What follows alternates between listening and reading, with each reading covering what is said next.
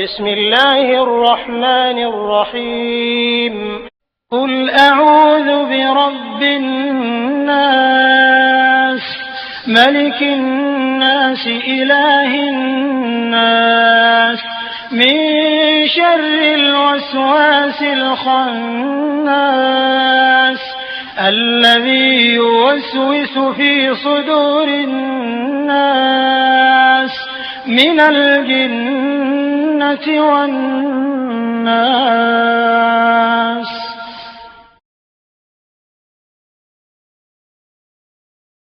الحمد لله نحمده ونستعينه ونؤمن به ونتوكل عليه ونعوذ بالله من شرور أنفسنا ومن سيئات أعمالنا من يهده الله فلا مضل له ومن يضلله فلا هادي له ونشهد أن لا إله إلا الله وحده لا شريك له ونشهد أن سيدنا محمدا عبده ورسوله أرسله بالهدى ودين الحق ليظهره على الدين كله ولو كره المشركون.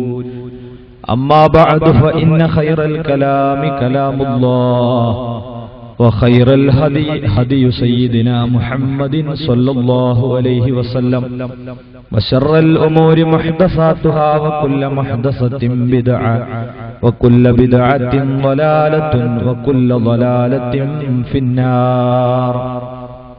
أعوذ بالله من الشيطان الرجيم. بسم الله الرحمن الرحيم. قل أعوذ برب الناس ملك الناس إله الناس من شر الوسواس الخناس الذي يوسوس في صدور الناس من الجنة والناس. صدق الله العلي العظيم وصدق وبلغ رسوله النبي الكريم ونحن على ذلك من الشاهدين الشاكرين والحمد لله رب العالمين.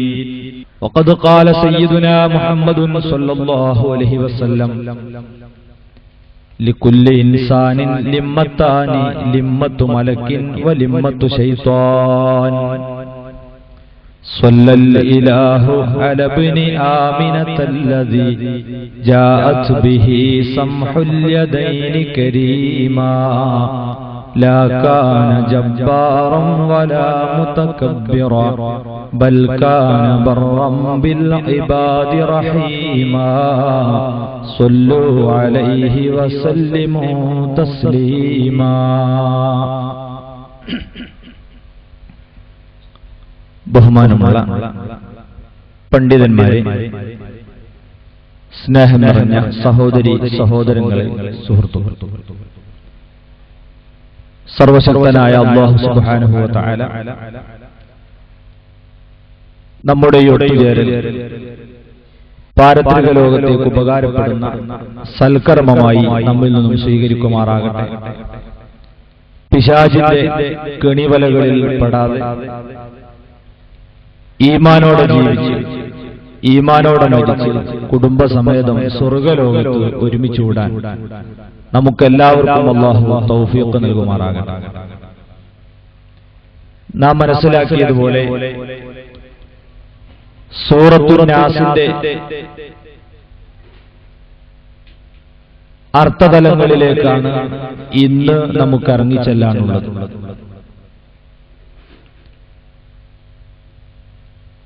ആയിരക്കണക്കിന് തവണകളായി നാമൊക്കെ പാരായണം ചെയ്ത ഈ അധ്യായം എന്താണ് അതിൽ അല്ലാഹു ഉൾക്കൊള്ളിച്ചത് എന്നറിയാൻ എല്ലാവർക്കും താല്പര്യമുണ്ടാകും. ഈ സൂറത്തിന്റെ ഓരോ വരികളിലും അല്ലാഹു ഉൾക്കൊള്ളിച്ചിട്ടുള്ള കാര്യങ്ങളും മൊത്തത്തിൽ ഈ അധ്യായം കൊണ്ട് ഉദ്ദേശിച്ചിട്ടുള്ള വിഷയങ്ങളുമാണ് ഹ്രസ്വമായ സമയത്തിനുള്ളിൽ ഇൻഷാ അല്ലാഹ് ഇന്ന് നമുക്ക് പഠനവിധേയമാക്കാനുള്ള. ആദ്യമായി അല്ലാഹു തആല പറയുന്നു, ഖുൽ അഊദു ബിറബ്ബിന്നാസ് മലിക്കിന്നാസ് ഇലാഹിന്നാസ്. സൂറത്തുൻ നാസ് ആദ്യമായി തന്നെ അല്ലാഹുവിന്റെ 3 വിശേഷണങ്ങളെയാണ് അല്ലാഹു പറയുന്നത്. ഒന്ന്, ഖുൽ അഊദു ബിറബ്ബിന്നാസ്, പറയുക ഞാൻ അഭയം പ്രാപിക്കുന്നു, ബിറബ്ബിന്നാസ്, മനുഷ്യരുടെ റബ്ബിലേക്ക്, മലിക്കിന്നാസ്, ജനങ്ങളുടെ രാജാവിലേക്ക്, ഇലാഹിന്നാസ്, ജനങ്ങളുടെ ആരാധ്യനിലേക്ക് ഞാനിതാ അഭയം പ്രാപിക്കുന്നു. അല്ലാഹുവിന്റെ 3 വിശേഷണങ്ങൾ ഇവിടെ അല്ലാഹു പറഞ്ഞു. ഒന്ന്, ജനങ്ങളുടെ റബ്ബാണ് എന്ന വിശേഷണം. രണ്ടാമത്തേത്, ജനങ്ങളുടെ രാജാവാണ് എന്നതാണ്. മൂന്നാമത്തേത്, ജനങ്ങളുടെ ആരാധ്യനാണ് എന്ന വിശേഷണം. ഇത് 3ഉം പറഞ്ഞ് 4ാമത്തെ സൂക്തത്തിലാണ് എന്തിൽ നിന്നുമാണ് അല്ലാഹുവിലേക്ക് അഭയം പ്രാപിക്കുന്നത് എന്ന് പറയാൻ പോകുന്നു. സൂറത്തുൽ ഫലഖിൽ ഒരൊറ്റ വിശേഷണം പറഞ്ഞ് നേരെ 3-4 വിപത്തുകളിൽ നിന്ന് അഭയം തേടുകയാണ് ചെയ്തതെങ്കിൽ, സൂറത്തുൻ നാസിൽ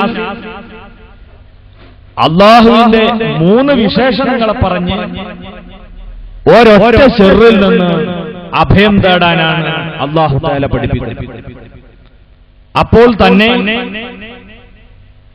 ഈ വിപത്തിന്റെ ഗൗരവവും ഭീഭത്സകതയും നമുക്ക് ബോധ്യമാകുന്നു. അതോടൊപ്പം ആ വിപത്തിൽ നിന്ന് രക്ഷ തേടാൻ വേണ്ടി അല്ലാഹു അവനെ പരിചയപ്പെടുത്തി പരാമർശിച്ച 3 വിശേഷണങ്ങളുടെ മഹാത്മ്യവും നമ്മൾ ചിന്തിക്കേണ്ടിയിരിക്കുന്നു. അല്ലാഹു പല ഗുണങ്ങളുമുള്ളവനാണ്, പല അനുഗ്രഹങ്ങളും നമുക്ക് ചെയ്തവനാണ്. അതിൽ നിന്ന് 3 കാര്യങ്ങളാണ് അല്ലാഹു ഇവിടെ എടുത്തു പറഞ്ഞത്. ആദ്യം പറയുന്ന കാര്യം റബ്ബുന്നാസ്, അല്ലാഹു ജനങ്ങളുടെ റബ്ബാണ്. ജനങ്ങളുടെ റബ്ബായ അല്ലാഹുവോട് അഭയം തേടാൻ വേണ്ടി പറയുമ്പോൾ ആ പറച്ചിൽ തന്നെ വല്ലാത്ത സ്നേഹത്തോടുകൂടെയുള്ള ഒരു പരാമർശമാണ്. നമ്മൾ സാധാരണ പറയാറുണ്ട്, ഇതൊരു കുട്ടിയാണ്, അതുപോലെ ഇത് എന്റെ കുട്ടിയാണ്. ഈ 2 പ്രയോഗവും തമ്മിലുള്ള വ്യത്യാസം നമുക്കറിയാം.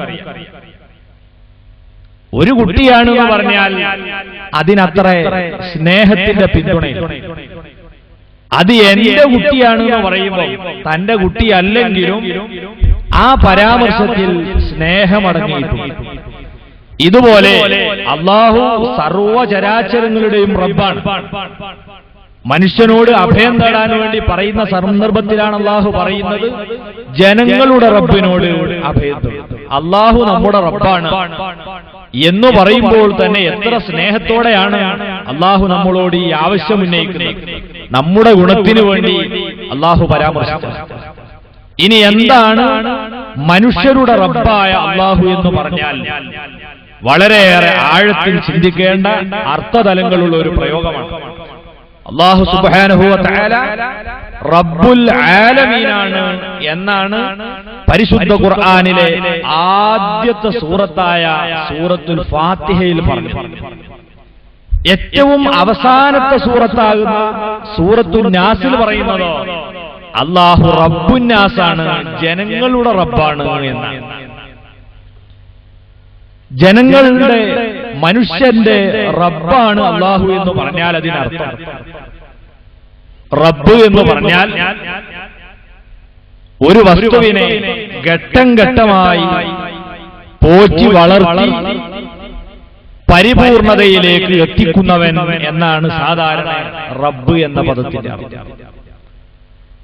ആ രീതിയിൽ മനുഷ്യരാകുന്ന നമ്മെ അല്ലാഹു സുബ്ഹാനഹു വ തആല തർബിയത്ത് ചെയ്ത് വളർത്തിക്കൊണ്ടുപോകുന്ന ആ അത്ഭുതകരമായ വിഷയത്തിലേക്കാണ് റബ്ബുന്നാസ് എന്ന പരാമർശത്തിലൂടെ അല്ലാഹു നമ്മുടെ ശ്രദ്ധ ക്ഷണിക്കുന്നത്. നമ്മൾ ചിന്തിക്കേണ്ടതും അതാണ്. എവിടെ നിന്നാണ് അല്ലാഹു നമ്മളെ ഈ പരുവത്തിലേക്ക് വളർത്തിക്കൊണ്ടുവന്ന് നമ്മൾ ആലോചിക്കും. അതിന് നമ്മൾ എവിടെ മുതൽ ചിന്തിക്കണമെന്നും അല്ലാഹു നമ്മളോട് പറഞ്ഞിട്ടുണ്ട്.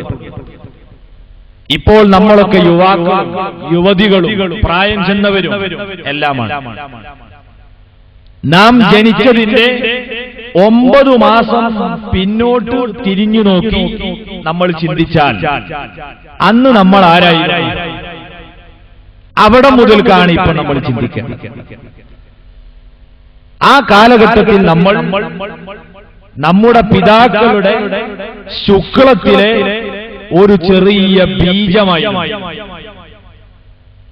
ആ ബീജാവസ്ഥയിൽ നിന്നാണ് ഈ ലോകത്തെ ഏറ്റവും വലിയ അത്ഭുതമായ മനുഷ്യനായി നമ്മെ അല്ലാഹു തർബിയത്ത് നടത്തി വളർത്തിക്കൊണ്ടുവന്നു. ആ അവസ്ഥയെക്കുറിച്ച് അല്ലാഹു നമ്മളോട് വിശുദ്ധ ഖുർആനിലൂടെ തന്നെ പല സ്ഥലത്തായി പല പരാമർശങ്ങളും നടത്തിയിട്ടുണ്ട്. ഈ കാണുന്ന പരുവത്തിലേക്ക് നാം എത്തിച്ചേർന്നതിനു മുമ്പ് നമ്മൾ ഉണ്ടായിരുന്ന അവസ്ഥയാണ് നമ്മൾ ബീജമായ അവസ്ഥ. ബീജമായ അവസ്ഥയിലേക്ക് ശ്രദ്ധ ക്ഷണിച്ചുകൊണ്ട് അല്ലാഹു ചോദിക്കുകയാണ്, ഹൽ അതാ അലൽ ഇൻസാനി ഹീനും മിനദ് ദഹരി ലം യകുൻ ശൈഅം മദ്കൂറാ. ഓ മനുഷ്യ, നിന്റെ കഴിഞ്ഞ കാല ജീവിതത്തിലേക്ക് നീ ഒന്ന് തിരിഞ്ഞു നോക്കുക. നിനക്കൊരു കാലഘട്ടം കഴിഞ്ഞുപോയില്ലേ? ആ കാലത്ത് നീ ആരായിരുന്നു? ലം യകുൻ ശൈഅം മദ്കൂറാ. ഒരു വസ്തു എന്ന് പറയാൻ പോലും നീ ഇല്ലാത്തൊരു കാലമുണ്ടായിരുന്നു. ഒരു വസ്തു എന്ന് പറയാൻ പോലും ഇല്ലാത്ത കാലഘട്ടത്തെ സംബന്ധിച്ച് പണ്ഡിതന്മാര് പറഞ്ഞ ഒരഭിപ്രായം, അത് നാം ബീജമായ കാലമാണ്. നമ്മൾ ബീജമായ കാലത്ത് നമ്മുടെ വലിപ്പം എത്രയാണ്? 1,00,000 പുരുഷ ബീജങ്ങളെ അടുക്കി വച്ചാൽ പോലും സാധാരണ നേത്രങ്ങൾക്കത് ഗോചരീഭവിക്കുകയില്ല. അത്രയും ചെറുതാണ് എന്നെയും നിങ്ങളെയും ഉണ്ടാക്കാൻ ഉപയോഗപ്പെടുത്തിയ അസംസ്കൃത വസ്തു. ഒന്നുകൂടെ പറഞ്ഞാൽ, ഉപകരണങ്ങളിലൂടെയല്ലാതെ കാണാൻ പറ്റാത്ത വളരെ നിസ്സാരമായ ഒരു ബീജമാണ് നമ്മളെ നിർമ്മാണത്തിന് ആദ്യം ഉപയോഗപ്പെടുത്തിയത്. അല്ലാതെ ഇവിടെയുള്ള വാഹനങ്ങളൊക്കെ നമ്മൾ നിർമ്മിക്കുന്നത് കാണാറുണ്ട്. അതെന്താ ചെയ്യാറുള്ളത്? അതിന്റെ ഓരോ പാർട്സുകൾ പല കമ്പനികളായി ഇങ്ങനെ ഉൽപ്പാദിപ്പിച്ചിട്ട് എന്നിട്ട് ഓരോന്നും എടുത്തിട്ട് കൂട്ടി യോജിപ്പിച്ച് ഫിറ്റ് ചെയ്ത് വാഹനാക്കി തരിക. മനുഷ്യരാകുന്ന നമ്മെ അങ്ങനെയാണോ? കുറെ കൈ ഒരു കമ്പനിയിൽ നിന്ന് ഉൽപ്പാദിപ്പിച്ചു, കുറെ കാലുകൾ വേറെ, കുറെ കണ്ണുകൾ, കുറെ തലകൾ, ഹാർട്ടുകൾ, ഇങ്ങനെ കുറെ കമ്പനിയിൽ പാർട്സ് ഉണ്ടാക്കി അവസാനം അതൊക്കെ കൂട്ടി യോജിപ്പിച്ച് ഒരു കാറ് ഇറക്കുന്നത് പോലെയാണോ മനുഷ്യൻ ഇറക്കിയത്? അല്ല, അങ്ങനെയുള്ള പാർട്സുകളൊന്നും നമ്മളെ ഉണ്ടാക്കാൻ തർബിയത്ത് നടത്താൻ അല്ലാഹു ഉപയോഗപ്പെടുത്തിയിട്ടില്ല. ഒരു വസ്തു എന്ന് പറയാൻ പോലും വലിപ്പമില്ലാത്ത നിസ്സാരമായ ഒരു ബീജമാണ്. ഒരു പുരുഷൻ ഒരു നേരം പുറത്തള്ളുന്ന ശുക്ലം 1 ടീസ്പൂണോളം വരും. അതിൽ മാത്രം കോടിക്കണക്കായ മനുഷ്യരെ ഉൽപ്പാദിപ്പിക്കാൻ ആവശ്യമായ ബീജങ്ങളുണ്ട്. അതിലുള്ള ചെറിയൊരു ബീജമായിരുന്നു നമ്മൾ. അവിടെ നിന്നാണ് അല്ലാഹു റബ്ബുന്നാസായ അല്ലാഹു നമ്മളെ പരിപാലിച്ചു കൊണ്ടുവരുന്നത്. അല്ലാഹു നമ്മളോട് ചിന്തിക്കാൻ പറയുന്നു, ഓ മനുഷ്യ, നിന്റെ കഴിഞ്ഞ കാലത്തേക്ക് നീ തിരിഞ്ഞു നോക്കുക. അതോടൊപ്പം തന്നെ അഫറഅയ്തും മാ തുംനൂൻ അൻതും തഖ്ലുഖൂനഹു അം നഹ്നുൽ ഖാലിഖൂൻ. നിങ്ങൾ നിസ്സങ്കോചം പുറന്തള്ളുന്ന ശുക്ലം നിങ്ങൾ കണ്ടിട്ടില്ലേ? അതിലുള്ള ബീജം ഉപയോഗപ്പെടുത്തി മനുഷ്യനെ നിർമ്മിക്കുന്നത് നിങ്ങൾ തന്നെയാണോ? അം നഹ്നുൽ ഖാലിഖൂൻ. അതല്ല, നാമാണോ നിങ്ങളുടെ സ്രഷ്ടാവ്? ഹൃദയത്തിൽ തട്ടുന്ന ചോദ്യമാണിത്. ഈ നിസ്സാരമായ ബീജത്തെ കുറിച്ച് നിങ്ങൾ ചിന്തിക്കുന്നുണ്ടോ? അല്ലാഹു ചോദിക്കുകയാണ്. മഹാ അത്ഭുതമാണ്. ഈ ബീജങ്ങളെക്കുറിച്ച് ധാരാളം പഠനങ്ങൾ നടന്നു പിൽക്കാലത്ത്. ഈ അടുത്ത് അമേരിക്കയിലെ കൊളംബിയ യൂണിവേഴ്സിറ്റിയിൽ നിന്ന് വന്ന ഒരു പഠന റിപ്പോർട്ട് ചില പത്രങ്ങളിൽ വന്നു. പുരുഷ ബീജങ്ങളിൽ 2 തരത്തിലുള്ള ബീജങ്ങളുണ്ട്. ഒന്ന് ഉരുണ്ട തലയുള്ളതും മറ്റൊന്ന് കൂർത്ത തലയുള്ളതും. ഉരുണ്ട തലയുള്ള ബീജങ്ങളാണ് ഒരാളെ ശുക്ലത്തിൽ ഭൂരിപക്ഷമെങ്കിൽ അയാളുടെ ഭാര്യ ആൺകുട്ടികളെ ആയിരിക്കും കൂടുതലും പ്രസവിച്ചുകൊണ്ടിരിക്കുക. കൂർത്ത തലയുള്ള ബീജങ്ങളാണ് ശുക്ലത്തിൽ ഭൂരിപക്ഷമെങ്കിൽ അയാളുടെ ഭാര്യ പ്രസവിക്കുക പെൺകുഞ്ഞുങ്ങളെ ആയിരിക്കും. രണ്ടും പകുതിയും പകുതിയുമാണെങ്കിൽ സ്കോർ 1-1 എന്ന രീതിയിലായിരിക്കും. എന്ന് പറഞ്ഞാൽ ഒരാൾക്ക് ആൺകുട്ടി വേണോ അതല്ല പെൺകുട്ടിയാണോ വേണ്ടത്, ഇത് തീരുമാനിക്കുന്നത് പുരുഷന്റെ ബീജങ്ങളുടെ ഈ ഘടനയാണ്. അതിനു പുറമെ ഓരോ ബീജത്തിന്റെയും തലഭാഗം ഒരു വലിയ ഇന്റർനെറ്റ് സംവിധാനമാണ്, ഒരു മഹാപ്രപഞ്ചം തന്നെയാണ്. ക്രോമസോമുകൾ എന്ന് പറയുന്ന ഭാഗം, അതിന്റെ തലഭാഗം, അവിടെ അടുക്കി വെച്ചിട്ടുള്ള രഹസ്യങ്ങൾ എന്തൊക്കെയാണ്? ഈ ബീജദാതാവിന്റേതു മാത്രമല്ല, അയാളുടെ 5 തലമുറ വരെ പിന്നോട്ടുള്ള വല്യുപ്പമാരുടെ വരെ പാരമ്പര്യ ഗുണങ്ങളെല്ലാം ഈ ബീജത്തിന്റെ തലഭാഗത്ത് അടുക്കി വെച്ചിട്ടുണ്ട്.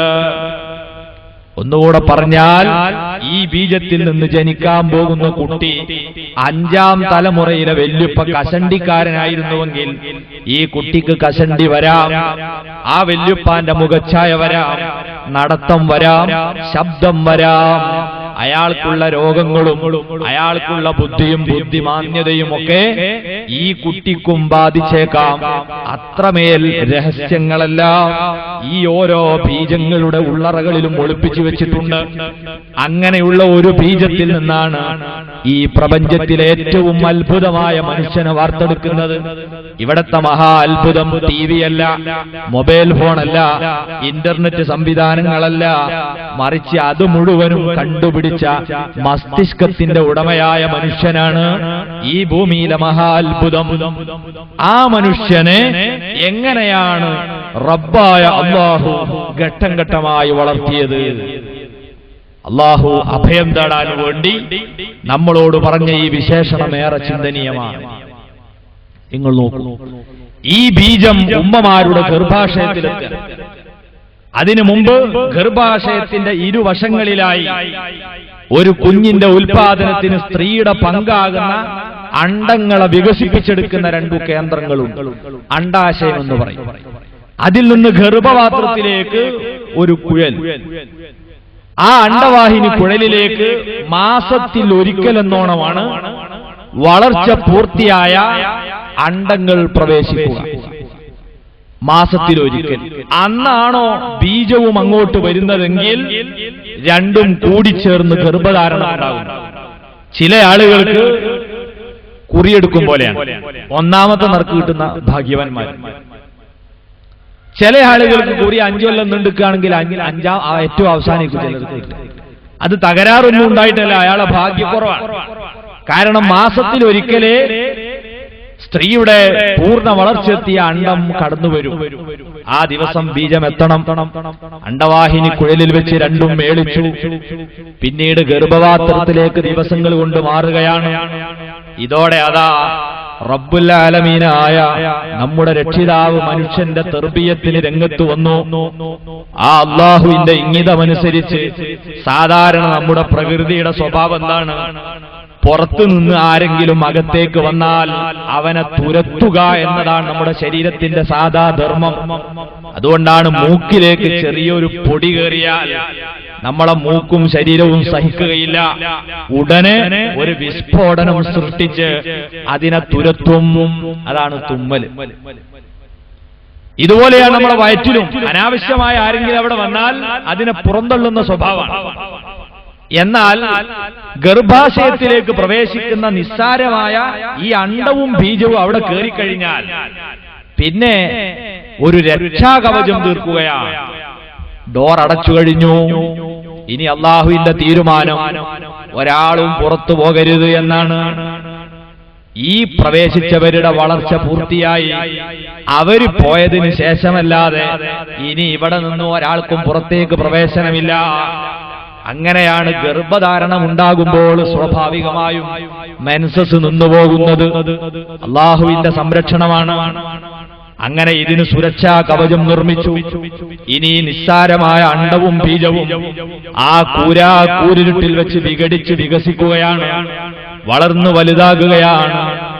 ഈ വളർച്ച നമ്മൾ നിരീക്ഷിക്കുക. ഇതിന്റെ പിന്നിൽ ഒരു റബ്ബുണ്ടെന്ന് നമുക്ക് ബോധ്യമാകും. ഇത് വളർന്നു വലുതാകുമ്പോ എന്തോ ഒരു വസ്തുവായി മാറുകയല്ല, ഒരൊന്നാന്തരം പണ്ഡിതന്റെ ശരീരമാണ് രൂപപ്പെടുന്നത്. ഒരു ഡോക്ടറുടെ ശരീരമാണ്, എഞ്ചിനീയറുടെ ശരീരമാണ്, കരകൗശല വിദഗ്ധന്റെ ശരീരമാണ്.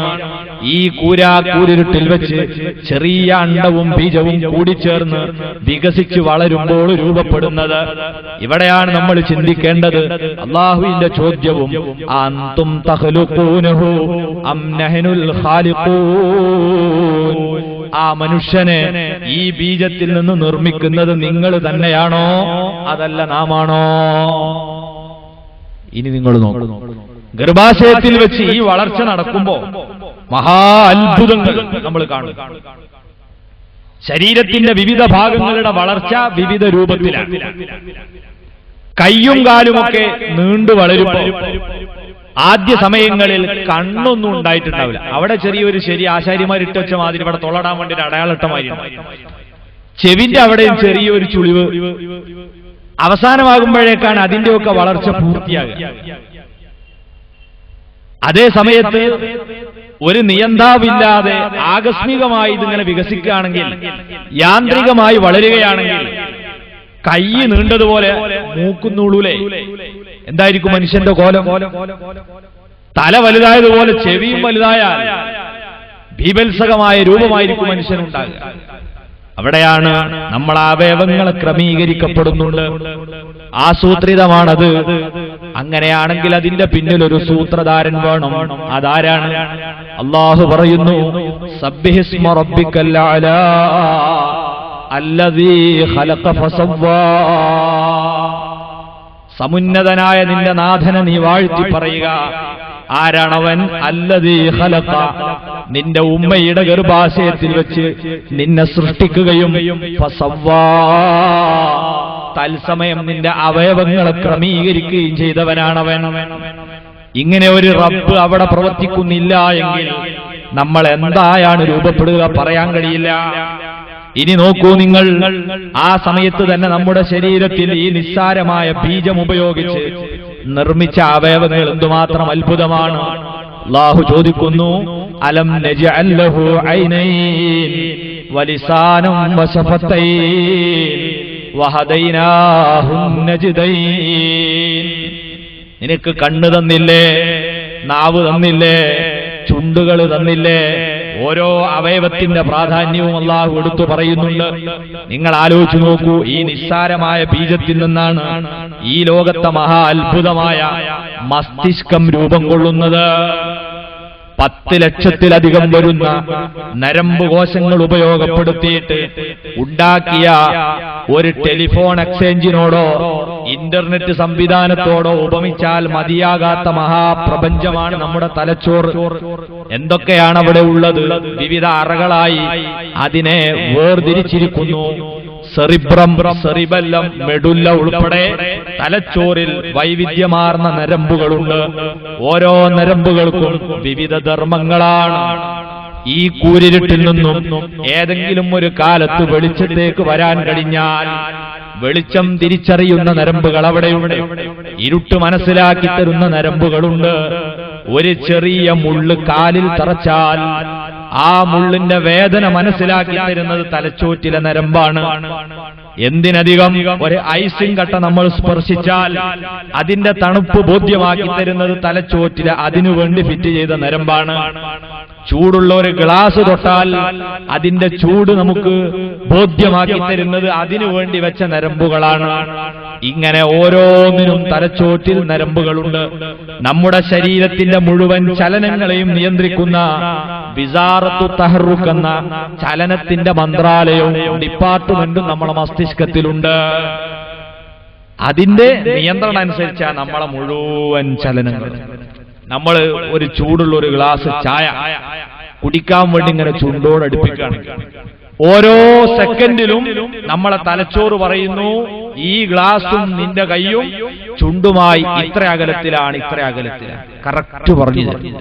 അതുകൊണ്ടാണ് പതുക്കെ കൊണ്ടുവന്ന് ഇവിടെ വെച്ച് കുടിക്കാൻ കഴിയും. ചെറിയ നിയന്ത്രണം നമുക്ക് വിട്ടുപോയാൽ നമ്മളെ കൈ ഇങ്ങനെ ആടിക്കളിക്കും. കൊണ്ടുവന്ന് ചുണ്ടിലൊരിടിയായിരിക്കും, ചൂടുള്ള ചായ മുഖത്തേക്ക് ഒഴുകും. അതില്ലാതിരിക്കുന്നത് തലച്ചോറ് നമ്മളെ ശരീരത്തെ നിയന്ത്രിക്കുന്നത് കൊണ്ടാണ്, ചലനത്തെ നിയന്ത്രിക്കുന്നത് കൊണ്ടാണ്. ചെറിയ കുട്ടികളാകുമ്പോൾ ഈ ചലനത്തിന്റെ നിയന്ത്രണം വേണ്ട രീതി തുടങ്ങിയിട്ടുണ്ടാവില്ല. അപ്പൊ ചില കുട്ടികളെ കയ്യിൽ നമ്മൾ ഒരു പെണ്ണ് കൊടുത്താൽ ഓനത് കടിക്കാൻ വേണ്ടി തൊള്ളയിലേക്ക് കൊണ്ടുപോയതാ, പക്ഷെ കുത്തല് മൂക്കിൽക്കോ കണ്ണിലോ ആയിരിക്കും. കാരണം നിയന്ത്രണം ശരിക്കട്ടായിട്ടില്ല.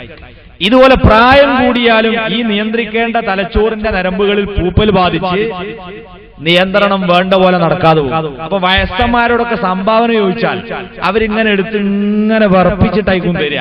നമ്മൾ വിചാരിക്കും അയാൾ ഭയങ്കര പിശുക്കനാണ്. അല്ല, അയാളെ ശരീരത്തിന്റെ ചലനത്തെ നിയന്ത്രിക്കുന്ന കേന്ദ്രത്തിൽ ചെറിയ തകരാറുള്ളത് കൊണ്ട് നമ്മളെപ്പോലെ കറക്റ്റിന് അങ്ങോട്ട് കൊടുക്കാൻ കഴിയുന്നില്ല. കാലെടുത്ത് വെക്കുമ്പോൾ വിറയലുണ്ടാകും, കൈ ചലിപ്പിക്കും വിറയലുണ്ടാകും. അങ്ങനെ മനുഷ്യനതാ ഓടിച്ചാടി കളിച്ചുകൊണ്ടിരിക്കെ പെട്ടെന്ന് അവൻ നിശ്ചലനായി വീഴുന്നു.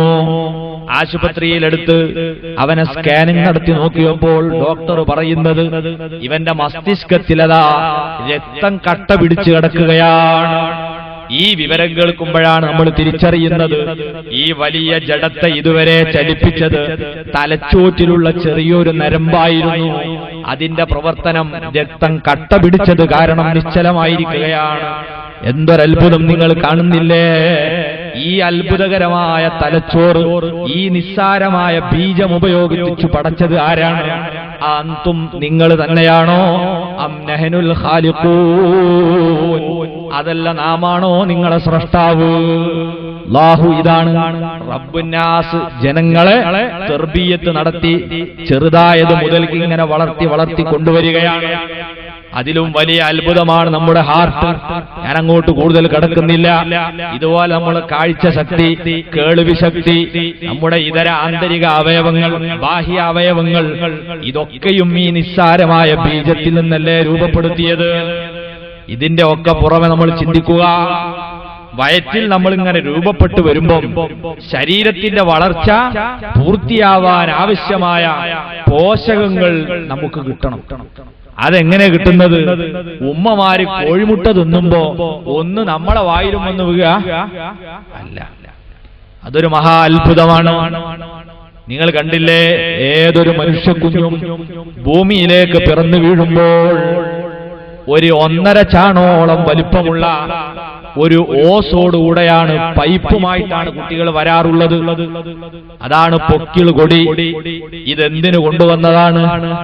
ഇവിടെ പൂള കൃഷി ചെയ്യുമ്പോൾ അതിന് വെള്ളമടിക്കാനല്ല, കവുങ്ങിന് വെള്ളം പിടിച്ചു കൊടുക്കാനല്ല. ഈ പൈപ്പ് നമ്മൾ ഭൂമിയിൽ ഇനി ഒരാവശ്യമില്ല. പക്ഷേ ഉമ്മയുടെ വയറ്റിൽ നമ്മൾ കിടന്ന കാലഘട്ടത്തിൽ ഉമ്മ കഴിക്കുന്ന ആഹാരത്തിൽ നിന്നു തന്നെ നമ്മുടെ ശരീരത്തിന്റെ വളർച്ചയ്ക്ക് ആവശ്യമായ പോഷകങ്ങളെ താൽക്കാലികമായി കടത്തിവിടാൻ അല്ലാഹു ഒരുക്കിയ താൽക്കാലിക സംവിധാനമായിരുന്നു. ഭൂമിയിലെത്തിയതോടുകൂടി, പിറന്നു പുറത്തേക്ക് വന്നതോടുകൂടി സ്ഥിരം സംവിധാനം രൂപപ്പെട്ടു. അത് നമ്മുടെ വായയാണ്. ആ വായ വന്നതോടുകൂടി അത് സ്ഥിരം സംവിധാനമാണ്. ഇനി താൽക്കാലിക സംവിധാനത്തിന്റെ ആവശ്യമില്ല. അതുകൊണ്ട് 10 ദിവസം കഴിയുമ്പോഴേക്ക് 1.5 ചാണോളം വലിപ്പമുള്ള പൊക്കിൾ കൊടിയതാ മുറിഞ്ഞു വീഴുന്നു. അത്ഭുതമില്ലേ? അതിന്റെ നേരെ താഴെ 1 ഇഞ്ച് വലിപ്പമുള്ള വേറെ ഒരു പൈപ്പുണ്ട്, അത് മുറിഞ്ഞു പോകുന്നില്ല. എന്താണ് കാരണം? അത് ഇനിയും ആവശ്യമുണ്ട്, ഇനിയാണ് അതിന്റെ ആവശ്യം.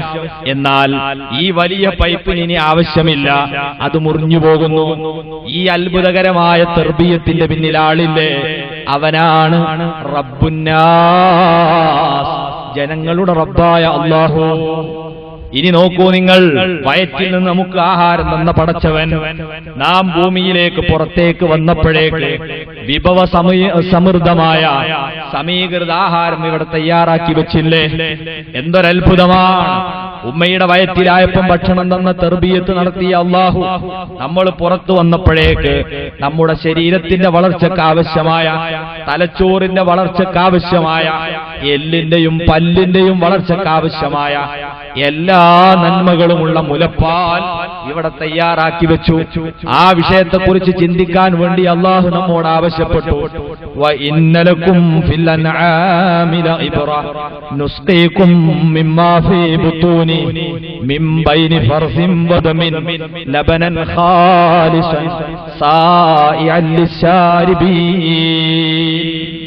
ഓ മനുഷ്യരെ, നിങ്ങൾ ആടുമാടുകളെ വളർത്തുന്നവരല്ലേ? നിങ്ങളെ കാലിത്തൊഴുത്തിലേക്ക് നിങ്ങളൊന്ന് നോക്കുക. അവിടെ എന്താ കാണാനുള്ളത്? നുസ്ഖീകും മിമ്മാ ഫീ ബുതൂനി, അവയുടെ വയറ്റിലുള്ളതിൽ നിന്നും നാം നിങ്ങളെ കുടിപ്പിക്കുന്നു. നിങ്ങൾ കറന്നെടുത്ത് കുടിക്കുന്നില്ലേ? നിങ്ങൾ ആലോചിച്ചിട്ടുണ്ടോ എവിടെ നിന്നാണ് അത് വരുന്നത്? നിങ്ങളൊരു കത്തിയെടുത്ത് മുറിച്ചു നോക്കൂ, ഉള്ളിൽ എന്താ കാണാനുള്ളത്? മിൻ ബൈനി ഫർസിൻ വദമിൻ, ഒരു ഭാഗത്ത് അമേദ്യമാണ്, കാഷ്ടമാണ്. പിന്നെ കാണാനുള്ളത് ചോരയാണ്. ഇതാണ് ആ മൃഗത്തിന്റെ വയറ് കീറി നോക്കിയാൽ നിങ്ങൾക്ക് കാണാൻ കഴിയുക. എന്നാൽ പുറത്തേക്ക് ചുരത്തപ്പെടുന്ന പാനീയത്തിലോ അതിൽ നിങ്ങൾക്ക് മലത്തിന്റെ ഗന്ധമില്ല, ചോരയുടെ മണമില്ല, ചോരയുടെ നിറമില്ല.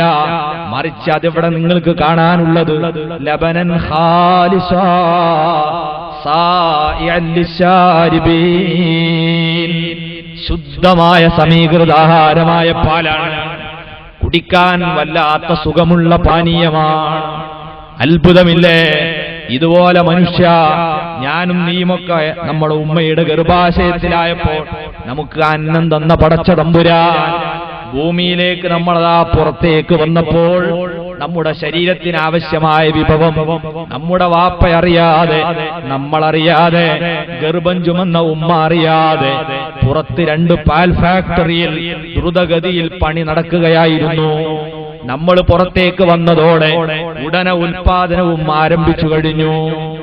എന്തൊരത്ഭുതം! സുബ്ഹാനല്ലാഹ്, അല്ലാഹുവിന്റെ തർബിയത്ത്. ഇനി നോക്കൂ നിങ്ങൾ, അവിടെയും അല്ലാഹു എത്ര ആസൂത്രിതമായ കാര്യങ്ങൾ നടത്തുന്നു. നമ്മുടെ ശരീരത്തിൽ 100 കണക്കായ എല്ലുകൾ പടച്ചവൻ സൃഷ്ടിച്ചു, 20ഓളം നഖങ്ങളും അല്ലാഹു പടച്ചു. എന്നാൽ ജനിക്കുന്ന സമയത്ത് പടച്ചവൻ ഒരു 2 പല്ല് പോലും സാധാരണ ആർക്കും കൊടുക്കുന്നില്ല. എന്താണ് അതിന്റെ കാരണം? അതിനു മാത്രമുള്ള അസംസ്കൃത വസ്തുക്കൾ ഇല്ലാതെ പോയി. അതുകൊണ്ട് നിങ്ങൾ ഇപ്പം തൽക്കാലം നടന്നോ, പല്ല് ഞാൻ അങ്ങോട്ട് എത്തിച്ചു തരാം എന്ന രീതിയിലാണോ അല്ലാഹു തആല പല്ല് തരാതെ? അല്ല, തികച്ചും ആസൂത്രിതമായ തർബിയത്താണിത്. നമുക്ക് ജനന സമയത്ത് പല്ലുണ്ടായാൽ അല്ലാഹു പല അപകടങ്ങളും മുൻകൂട്ടി കാണുന്നുണ്ട്. പല്ല് കണ്ടാൽ ഉമ്മമാരും വിചാരിക്കും വെറുതെ പടച്ചോ പല്ലുകൊടുക്കില്ല, എന്തേലും തിന്നാൻ തന്നെയല്ലേ. അങ്ങനെ ആ പൂളക്കെങ്കി വീങ്ങിയും പോത്തിറച്ചി വരട്ടിയൊക്കെ അവിടെ പോസ്റ്റ് ചെയ്താൽ അത് കുട്ടീന്റെ വയറ്റ് പോയി അവിടെ കിടക്കും. ആ കുട്ടിയുടെ ആമാശയ ഭിത്തിയിൽ നിന്ന് ഉൽപ്പാദിപ്പിക്കപ്പെടുന്ന എൻസൈമുകൾക്ക് ഈ കട്ടിയേറിയ ആഹാര പദാർത്ഥങ്ങൾ ദഹിപ്പിക്കാൻ കഴിയില്ല. കുട്ടി മലബന്ധം കൊണ്ട് പ്രയാസപ്പെട്ട് മരണത്തിന് കീഴടങ്ങേണ്ടി വരും. അതുകൊണ്ട് കുട്ടിക്കാലത്ത് പല്ല് വേണ്ട, പല്ലുകൊണ്ട് ചവച്ചരക്കാതെ തന്നെ ദഹിക്കുന്ന പാനീയം അല്ലാഹു തന്നെ തയ്യാറാക്കി വെച്ചിരിക്കുകയാണ്. മാത്രമല്ല, പല്ലുണ്ടായാൽ വേറെയും അപകടങ്ങളുണ്ട്. ഈ കുട്ടിക്ക് കുടിക്കാനുള്ള പാനീയം സംഭരിച്ചു വെച്ച ഉപകരണം നേരത്തെ തന്നെ ആസൂത്രിതമായി ഉണ്ടാക്കിയതാണ്. ഈ കുട്ടിയുടെ വായിൽ വെക്കാൻ പറ്റിയ പരുവത്തിലാണ് അതിന്റെ നിർമ്മാണം നടന്നത്. അത് വായിൽ വെച്ച് കുടിക്കുകയാണ് ചെയ്യേണ്ടത്. അങ്ങനെ വെറും വെള്ളം ഇങ്ങനെ കുടിക്കുമ്പോൾ കുട്ടിക്കും തോന്നൂല എന്തെങ്കിലുമൊക്കെ ഒന്ന് കടിക്കണം. അപ്പൊ കുട്ടി വിചാരിക്കും കുടിയും കടിയും ഒന്നാക്ക്, വേറൊന്നും വരുന്നു കാണുന്നില്ലല്ലോ എന്ന് കരുതി കുടിക്കുന്നിടത്ത് തന്നെ കുട്ടി കടിക്കാനും ഒരുങ്ങിയാൽ പിന്നെ മുലയൂട്ടാൻ ആളുകൾ ഉണ്ടാകുകയില്ല. അതുകൊണ്ട് അർഹമുർ റാഹിമീനായ റബ്ബ് ജനന സമയത്ത് പല്ല് തരുന്നില്ല. പിന്നെയോ കട്ടിയേറിയ ആഹാരങ്ങൾ തിന്നാൻ സമയമാകുമ്പോഴേക്ക് പല്ല് തരുന്നു. ആ പല്ല് തന്നെ കുട്ടിക്കാലമായതുകൊണ്ട് വേണ്ട പോലെ ദന്ത സംരക്ഷണം നടത്താൻ നമുക്ക് കഴിയില്ലെന്ന് അള്ളാഹുവിനറിയാം. അതുകൊണ്ട് അള്ളാഹു ആദ്യകാലത്ത് തരുന്ന പല്ലിന് ആയുസ് വകതിരിവ് വരുന്നത് വരെയാണ്, 7 വയസ്സ് വരെയാണ്. 7 വയസ്സായാൽ ആദ്യം തന്ന പല്ലുകൾ തനിയെ ആടാനും ഇളകാനും തുടങ്ങുന്നു. അത് പറിച്ചു കൊടുത്താൽ ഉടനെ നല്ല പല്ലുകൾ വേറെ വരുന്നു. ഇനി അള്ള പറയുന്നു നിങ്ങൾ പല്ലിനെ സംരക്ഷിക്കണം, ഇത് പോയാൽ പകരം തരില്ല. എന്തൊരാസൂത്രിതമായി നിസ്സാരമായ ബീജത്തിൽ നിന്ന് മനുഷ്യനെ നിർമ്മിച്ചതാ ഘട്ടം ഘട്ടമായി പരിപാലിച്ച് പോറ്റി വളർത്തുന്നവനായ റബ്ബ്. അതാണ് അല്ലാഹു തആല പറഞ്ഞത്, ഖുൽ അഊദു ബിറബ്ബിൻ നാസ്, ജനങ്ങളുടെ റബ്ബായ അല്ലാഹുവിലേക്ക് നിങ്ങൾ അഭയം തേടുക. ഈ രീതിയിൽ നമ്മളെ സൃഷ്ടിച്ച് പരിപാലിക്കുന്ന റബ്ബിലേക്കല്ലാതെ മറ്റെവിടേക്കാണ് നമുക്ക് ശരണം വിളിച്ചു പോകാനുള്ളത്, അഭയം തേടി ചെല്ലാനുള്ളത്? അവൻ അർഹമുർ റാഹിമീനാണ്, നമ്മുടെ റബ്ബാണ്. ഈ സൂക്തത്തിന്റെ ആഴമേറിയ അർത്ഥങ്ങൾ ഇനിയും ധാരാളമുണ്ട്, അങ്ങോട്ട് കടക്കുന്നില്ല. രണ്ടാമത്തെ സൂക്തത്തിലേക്ക് നമുക്ക് കടക്കാം. അവിടെ അള്ളാഹു പറയുന്നു വീണ്ടും അവന്റെ മറ്റൊരു വിശേഷണം. അള്ളാഹു ജനങ്ങളുടെ റബ്ബാണ്. റബ്ബ് എന്നത് സാധാരണഗതിയിൽ ഭാഷാപരമായി അള്ളാഹു അല്ലാത്തവർക്കും ഉപയോഗിക്കുന്ന ഒരു പദമാണ്. സാധാരണ അറബികൾ പറയാണ്ട് റബ്ബുദ്ദാർ, വീട്ടിന്റെ ഉടമ, അതിന് റബ്ബ് എന്ന് പറയും. ഗൾഫിലൊക്കെ പോകുന്ന നമ്മളെ സുഹൃത്തുക്കൾ പറയാറുണ്ട് എന്റെ അർബാബ്. അർബാബ് എന്ന് പറഞ്ഞാൽ റബ്ബിന്റെ ബഹുവചന, അതിന്റെ അർത്ഥം തൊഴിലുടമ, തൊഴിലിന്റെ ഉടമ. ഇതുപോലെ റബ്ബ് എന്ന പ്രയോഗം സാധാരണ മനുഷ്യർക്കും ഉപയോഗിക്കാറുണ്ട്. അടിമകൾ തന്റെ സയ്യിദിനെ, യജമാനനെ റബ്ബ് എന്ന് വിളിക്കുന്നത് ഭാഷാപരമായി അറബികൾക്കിടയിൽ ശീലമുണ്ട്. അപ്പൊ ആ രീതിയിലുള്ള ഭൗതികമായ ഒരു റബ്ബല്ല അല്ലാഹു എന്ന് വിശദീകരിക്കാനാണ് പിന്നെ 2 സൂക്തങ്ങളിൽ മലിക്കിന്നാസ്, ഇലാഹിന്നാസ് എന്ന് അല്ലാഹു തആല പരാമർശിച്ചു. അല്ലാഹു റബ്ബാണ്, അത് സാധാരണ നമ്മൾ പറയുന്ന റബ്ബല്ല. ഒരു വീട്ടിന്റെ ഉടമ, ഒരു തൊഴിലിന്റെ ഉടമ, ഒരു അടിമയുടെ ഉടമ എന്ന അർത്ഥത്തിലുള്ള റബ്ബല്ല. അതേ സമയത്ത് മലിക്കിന്നാസ്, അവൻ ജനങ്ങളുടെ രാജാവ് കൂടിയാണ്. അല്ലാഹു ജനങ്ങളെ രാജാവാണ്. ജനങ്ങളുടെ രാജാവ് എന്ന് പറഞ്ഞാൽ തന്നെ എത്രമാത്രം ആഴമുള്ള അർത്ഥം അതിനുണ്ട്. ഒരു സമൂഹം അവരുടെ ദുഃഖങ്ങളും പ്രയാസങ്ങളും ഒക്കെ എവിടെയാണ് അവതരിപ്പിക്കുക? അവരുടെ ഭരണാധികാരിയുടെ മുന്നിലല്ലേ? മെമ്മോറാണ്ടങ്ങൾ അവിടെയാണ് സമർപ്പിക്കുക, അവകാശങ്ങൾ അവരോടാണ് ചോദിക്കുക, പോരായ്മകൾ അവിടെയാണ് വേവലാതിപ്പെടുക. അങ്ങനെയാണ് നമ്മുടെ സാധാ സ്വഭാവമെങ്കിൽ സർവ്വ ജനങ്ങളുടെയും രാജാവായ അല്ലാഹുവിലേക്ക് നിങ്ങൾ അഭയം തേടുക എന്ന് പറയുമ്പോൾ ഏറെ അർത്ഥതലങ്ങളുള്ള ഒരു സൂക്തമാണിത്. അല്ലാഹു നമ്മുടെ രാജാവാണെന്ന് പറഞ്ഞാൽ അത് നാം സാധാരണ കാണുന്ന നമ്മുടെ ഭരണാധികാരികളെ പോലെയല്ല. ആ ഭരണാധികാരികളുടെ ഒക്കെ സ്ഥിതി എന്താണ്? അത് അല്ലാഹു താൽക്കാലികമായി വളരെ പരിമിതമായ ചില അധികാരങ്ങൾ അവരെ കയ്യിൽ കൊടുത്തതാണ്. അല്ലാഹു തന്നെ നമ്മളോട് പഠിപ്പിച്ചില്ലേ, ഖുലില്ലാഹുമ്മ മാലിക്കൽ മുൽക്ക് തുഅ്തിൽ മുൽക മൻ തശാ വതൻസിഉൽ മുൽക മിമ്മൻ തശാ വതുഇസ്സു മൻ തശാ വതുദില്ലു മൻ തശാ. പറയൂ മനുഷ്യ, മാലിക്കൽ മുൽക്ക്, സർവ അധികാരങ്ങളുടെയും രാജാവായ അധിപനായ അല്ലാഹുവേ, സർവ രാജാക്കന്മാരുടെയും രാജാവായ അല്ലാഹുവേ, നീയാണ്, നിന്റെ കൈകളിലാണ് അധികാരമുള്ളത്. നീ ഉദ്ദേശിക്കുന്നവരെ കൈകളിലേക്ക് അധികാരം കൈമാറുന്നവൻ നീയാണ്. നീ ഉദ്ദേശിക്കുമ്പോൾ അവരിൽ നിന്ന് തിരിച്ചു വാങ്ങുന്നവൻ നീയാണ്. നീ ഉദ്ദേശിക്കുന്നവരെ നീ ഇസ്സത്തിലേക്ക് ഉയർത്തുന്നവനാണ്. നീ ഉദ്ദേശിക്കുന്നവരെ നീ നിന്ദ്യതയിലേക്ക് അധപ്പതിപ്പിക്കുന്നവനാണ്. നിന്റെ കൈകളിലാണ് സർവ്വ നന്മയുമുള്ളത് എന്ന് പരിശുദ്ധ ഖുർആനിലൂടെ അല്ലാഹു അവന്റെ അധികാരത്തെക്കുറിച്ച് നമ്മളെ പഠിപ്പിച്ചു. ആ അധികാരം ദുനിയാവിലും പാരത്രിക ലോകത്തുമൊക്കെ യഥാർത്ഥത്തിലുള്ള രാജാവ് അല്ലാഹു മാത്രമാണ്. ഇത് പക്ഷേ ചെറിയ ഒരധികാരം കിട്ടുമ്പോൾ, ഒരു പഞ്ചായത്തിന്റെ വാർഡിന്റെ മെമ്പറാകുമ്പോൾ പോലും മനുഷ്യൻ ഈ വസ്തുത വിസ്മരിക്കുകയാണ്. ഞാൻ വലിയ രാജാവാണ്, ഞാൻ വലിയ ഭരണാധികാരിയാണ് എന്ന ഹുങ്ക് മനുഷ്യനാകുന്നു.